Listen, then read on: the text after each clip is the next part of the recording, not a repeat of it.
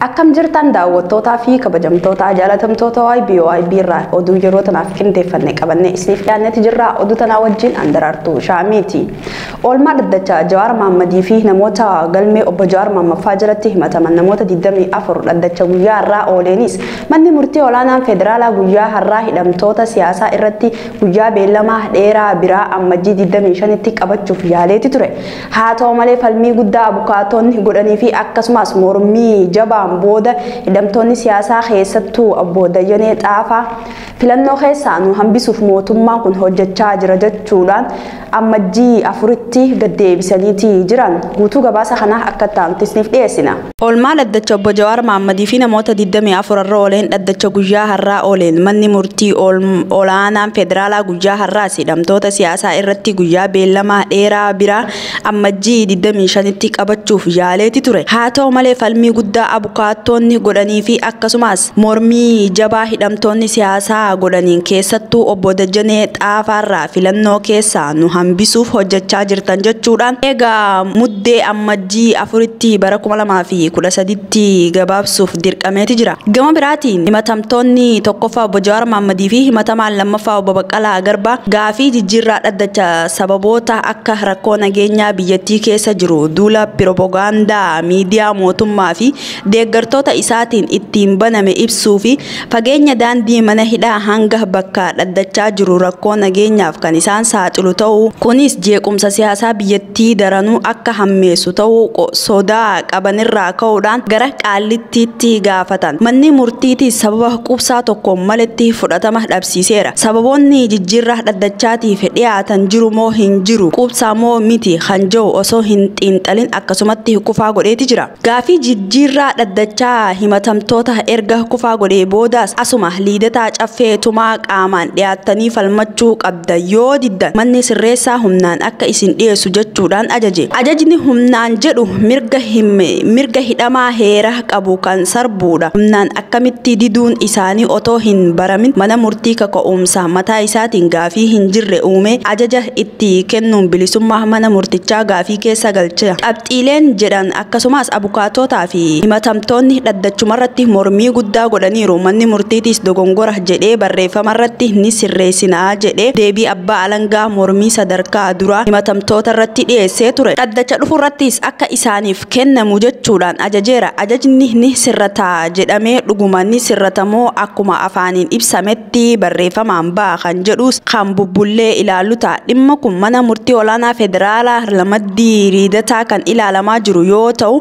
manni murtii olaanaa federaalaa ramaddii qaalitti jijjiiramuu kan aangoo wal fakkaataa qabu bakkuma jijjiirraa dhaddachaa itti gaafatametti dhiyoo kan jiru ta'uun ni beekama. Beellamni hidhamtoota siyaasaa obbo Jawaar Mahammaffaa dabalatee ammajjii 4 bara 2020tti qabameefiiti jira. Gama biraatiin har'a namoota galmee obbo Jawaar Mahammaffaa jalatti himataman keessaa namoonni 16 dhiyaataniiru. Himatamtoonni biyya alaatti argamanii fi kanneen mana hidhaa qaalitti jiran keessaa obbo Jawaar Mahammadii fi obbo Baqqalaa Garbaa, obbo Hamzaa Booranaatii fi Shamshaddiin Xaa dhaddacha irratti hin argamne. Barreessa akka ABO kan ta'e ogeessa seeraa obbo Dayyanee Xaafaa dhaddacha irratti waan dubbatan keessa mootummaan kun gootni gaafa moo'ate hin dhaadata jedhan. Faaniin garuu dirree dimokiraasii babal'iseera jechuudhaan harka tokkoon meeshaa waraanaa harka biraatiin ammoo mana hidhaa baatee deema. Yoo dhugaadhaan karaa dimokiraasiitti deemuu barbaadeef rakkoolee siyaasaa biyya kana mudataa jiru furuu yoo kan barbaadu ta'e qophii mallayyoo waraanaa san karaa karabaattaatti jijjiiree fuulatti gattaa'ee nu waliin haa mari'atu jechuudhaan mootummaaf dhaamsa dabarsan. Manni murtii obbo Jawaar Mahammadii fi obbo Baqqalaa Garbaa faan beellama itti aanutti tarkaanfii humnaa irratti fudhatamee akka dhiyeeffaman jedhee ajaja kenneef. Obbo Dayyanee yoo deebisaan kun naamusa seeraa miti akkamitti hidhamaa seeraa irratti ajajni tarkaanfii humnaa fudhadhaa jedhamee kennama. Manni murtichaatis jibbiinsa fakkeessaa jirtu jechuudhaan ajaja hadheeffatanii falman. Abbaan murtii mana murtichaatis itti fayyadama mari'annaa keenyaatiin rakkoo qaba jechuudhaan dhaddacha irratti dhiifama gaafateeti jira. Beellama dheeraa ammajjii 25 bara 2013tti qabamuuf manni murtii yaalee irrattis obbo Dayyanee Xaafaa fi abukaattonni falmii taasisanii guyyoota 20 takka irraa hir'isanii ammajjii 4 bara 2013tti gaddeebisaniiti jira. Guutuu Oromiyaa keessatti manguddoo fi ijoollee asoo addaan hin baasin hidhaa fi dararaan ilmaan Oromoo irratti deemaa jiru akkuma itti fufetti jira. Harmee Dr. Tolosaa Gurmeessaa magaalaa Ambooti waraana mootummaatiin qabamtee hidhamuun maddeen keenya nuuf gabaasaniiti jiran. Erga dilbata dheengaddaa hidhamtee asittis mana murtiitti osoo hin dhiyaatin mana hidhaa keessatti dararamaa jirti jedhan. Garuu ammaan tana akka malee dhukkubsachaa jirti. Ilmisii Dr. Tolosaalleen akka dubbatanitti harmeen tiyya badii hin qabdu sababa ilmoo isii dhalte qofaaf yakkatee hidhamaa jirti jechuun dubbate. Akkasuma oduma wal fakkaatuun torbee sadiin dura godina Arsii lixaa Ajjee keessatti qeerroowwan qabsoo gaggeessanii mana hidhaa cabsanii hidhamtoota siyaasaa warra mana hidhaa keessa jiru baasuu isaanii gabaasuun keenya ni yaadatama. Haa ta'u malee namoota mana hidhaa keessaa bahan mana isaanii irra deemanii waan dhabaniif jecha daa'ima xixiqqoo maatiif jecha hidhanii dararaa turan. Garuu hanga ammaatti dhiibbaa namoota naannoo saniitiin irratti godhameen daa'imman kun bahuun dhagahameeti jira. Guutuu gabaasa kanaa Lalisaa Sabaa akka taantu isiniif dhiyeessa.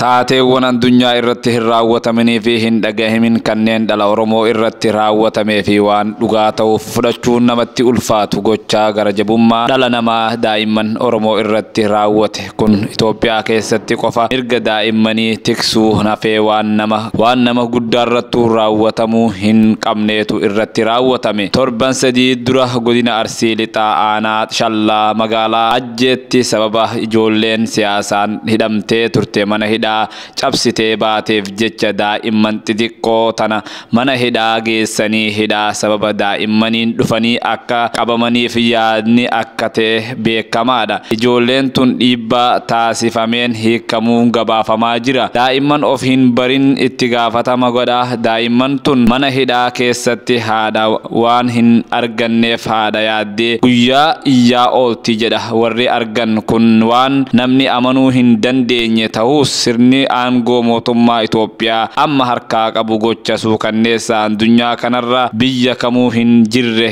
isa dhumaa Oromoo irratti raawwachaa jira. Marsaa lammaffaadhaaf weerarri awwaannisaa gammoojjii baha Afrikaa Yemanii fi Itoophiyaa dabalatee namoota miiliyoonaan lakkaa'aman yaaddoo keessa akka buusee jiru dhaabbanni biyyoota gamtoomanii akeekkachiiseetti jira. Guutuu gabaasa kanaa Mahammad Abdusalaam akka taantu isiniif dhiyeessa. Weerarri awwaannisaa marsaa lammaffaaf baha Afrikaa yaaddeessaa jira. Weerarri awwaannisaa gammoojjii haaraa baha Afrikaa fi Yemanitti jireenya namoota miliyoonatti lakkaa'amanii yaaddoo keessa akka buusee dhaabbanni biyyoota gamtoomanii akeekkachiisa. Dhaabbatichi akka ibsetti baha Itoophiyaa fi Soomaaliyaatti wal hormaata ilbiisaa kanaaf haalli mijataa uumeera. Weerarri kun Keeniyaas akka yaaddeessu ibsee jira. Itti dabaluun akka ibsetti ilbiisni kun galaana diimaa cinatti horuun isaa Eertiraa, Saawudii Arabiyaa fi Yemaniif yaaddoo haaraadhaa jedhe. Dhaabbanni kun bara kana keessa weerara mudate to'achuuf tattaaffiin taasifamaa akka ture kaaseera. Ta'us waggoota 70 keessatti baha Afrikaatti weerara awwaannisaa hunda caalaa hamaatu mudatee jira jedhe. Dhaabbata biyyoota gamtoomaniitti ogeessi gameessi raagaa awwaannisaa damee sagantaa nyaataa fi qonnaa Keeyis Kirismaan weerarichi Keeniyatti ammarraa eegalee yeroo kamittuu mudachuu malaa jechuun kaasa. Itti dabaluunis awwaannisni lafa iskuweer kiiloomeetira 350 ta'u irratti horaa waan jiruuf akkuma kanaan duraatti hamaadhaa jedhanii dubbatan. Barana ji'a amajjii fi hagayyaa jidduutti ilbiisni biliyoonatti lakkaa'amu baha Afrikaa midhaan mancaasaa ture. Qondaalli sagantaa nyaataa fi qonnaa tokko akka himanitti biyyoonni naannicha weerara amma duraa qolachuuf kan duraanii caalaa qophii taasisanii jiru. Akka isaan jedhanitti farra ilbiisaa karaa xiyyaaraa fi lafarraan itti biifuuf qophiin taasifameen biyyoota 10 keessatti hektaara miliyoona tokkorratti weerara ilbiisaa kana dhorkuun danda'ameera. Haa ta'u malee ammas weerarichi awwaannisaa kun guddaa ta'ee hawaasni caalatti miidhamuu malaa sodaa jedhu uumee jira. Ogeeyyiin akka jedhanitti giddugaleessi Soomaaliyaa fi baha Itoophiyaa fulbaanaa fi sadaasa jidduutti rooba olaanaa argataniiru. Kunis biqiltuun akka jiraatu taasisee kun immoo lafichatti awwaannisni akka wal horuu fi haala mijeessaa ta'aa jiran obbo Kirismaan. Ji'oota muraasa keessatti ilbiisa tokkorraa gara gareetti kan ce'uu gargaara. Akka gabaasa dhaabbata meetrooloojii addunyaa agarsiisutti awwaannisni gammoojjii waggaa tokkotti baay'ina duraan qaban irraa si'a 100 fi 60 of baay'isaa jiran. Ji'a sadaasaa keessa obomboleettiin Soomaaliyaan rooba waggaa 2 keessatti argattu guyyoota 2 keessatti yaaddoo uume. Kunis lafa hormaata awwaannisaaf mijataa akka ta'e mul'isa. Jiidhinsi biyyoo uumamee awwaannisni hanqaaquu buustuu fi biqiltuu soorattuu gargaara. Kanaafuu Soomaaliyaan biyya weerara ilbiisaa kanaatiin barana hedduu miidhaman keessaa isa tokko. Ogeeyyiin akka himanitti eeruun biyyoonni naannichaa kennan weerara awwaannisaa to'achuu keessatti fayyadeera. Ta'us kibba Soomaaliyaa fi Yemenitti odeeffannoo awwaannisaa funaanuun rakkisaa akka ture ogeessi kun ni kaasan. Yemenitti iddoowwan ilbiisni kun itti horu hedduun jiraatus sababii walitti bu'iinsi jiruuf odeeffannoon dursaa argachuun rakkisaa ture jedhan obbo Kirismaan. Biyyoonni naannicha weerara awwaannisaa qolachuuf farra ilbiisota qilleensarraa fi lafarraan itti biifuuf qophaa'anii turanis akka ibsetti hojiin to'annoo awwaannisaa irratti gaggeeffame kun midhaan toonii miliyoona 2.7 tilmaamuu fi doolaara miliyoona 800 baasu badiirraa hambisuun danda'ameera jedhe. Haa ta'u malee rakkinicha qorachuuf fandiin maallaqaa dabalataan barbaachisaadha. Biyyoonni naannichaa 5 keessatti duraanuu namoonni miliyoonni 35 caalaan wabii midhaan nyaataa akka of hin dandeenye ibseera. Yoo weerarri awwaannisaa haaraan kun hin to'atamne namoonni wabii midhaan nyaataa isaanii hin mirkaneeffanne miliyoona 3.5 haaraa dabalamuuf akka jirus kaaseera. Talagaa daawwattootaa fi kabajamtoota keenya amma gara oduu biyyaalaatti kan isin dabarsinu ta'a. Pirezidaantii Faransaay Emmanuel Macron koronaa vaayirasiin qabamee jira. Namni ganna 42 Macron erga mallattoo dhukkubichaa irratti arganiin boodaas qoratamee poozitiif ta'uun barameeti jira. Akka ibsi marsaa biyyoolessaa biyyattii baasetti guyyoota 7 adda if baasanii akka tursiifamanillee ajajni itti kennameeti jira. Faransaay keessatti yeroo dhiyoo asitti koronaa vaayirasiin hammaachurraa kan ka'een uggurri labsamee ture. Haa ta'u malee erga koronaa vaayirasiin biyyattii mudatee asitti namoonni miliyoona 2 ol ta'an koronaadhaan qabamaniiti jiran. Akkasuma namoonni 59,400 lubbuu isaanii dhukkuba kanaan dhabanii jiran. Guyyaa kaleessaa gamtaan Awurooppaa dhimma naannoo Tigraay keessatti deemaa jiru wajjin wal qabatee deeggarsa doolaara miliyoona 10 fi 10,000 Itoophiyaaf kennuuf ture. Isaa beeksiseeti ture. Guutuu gabaasa kanaaf Mahammad Abdusalaam akka ta'antu isiniif dhiyeessa. Gamtaan Awurooppaa deeggarsa baajata yuuroo miliyoona 90 yookaan doolaara miliyoona 110 Itoophiyaaf kafaluuf ture yaaddoo lola Tigraay keessaan yeroo biraatiif dabarse. Gamtichi akka ibsetti maallaqni deeggarsa birrii Itoophiyaatti gara birrii biliyoona 4 ol ta'u silaa osoo barri faranjoota baranaa hin xumuramin kafalamu ture. Murteen kun garuu sagantaalee deeggarsa namoomaa gamtaa Awurooppaa amma jiranii fi hojii misooma gamtichaa irratti hirmaatu irratti dhiibbaa hin qabu jechuun qondaalli gamtichaa himaniiru. Dubbi himtuun koomishinii gamtaa Awurooppaa Ana Pisenero Hernandes haala amma jiruun gamtaan Awurooppaa haala itti deeggarsa taasisu irratti hin argamu jechuun himan. Ergaa karaa iimeelii itti dabaluunis gargaarsi kun kan itti fufuuf yoo barbaachise wantoonni tokko tokko guutamuu qabanii jechuun wantoota tokko tokko eeranii jiran. Wantoonni kun hojjettoonni gargaarsa deeggarsa namoomaa iddoowwan rakkinichaa hubaman bira dhaqqabaniif haaluma seera idil addunyaatiin olaa jira yoo banaman